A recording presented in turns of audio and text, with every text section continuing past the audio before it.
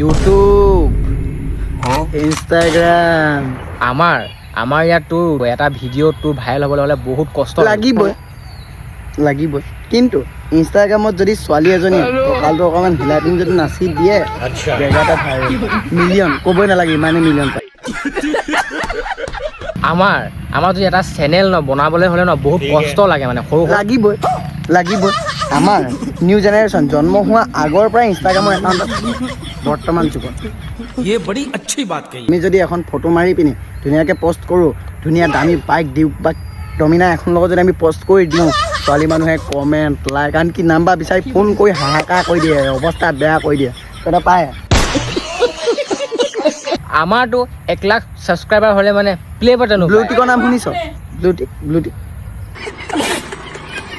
ইউটিউবত কি নাপায়, ফিল্ম চাবিনে, লাভ ষ্টৰী চাবিনে, এভৰিথিং বস্তু পাই যাবি।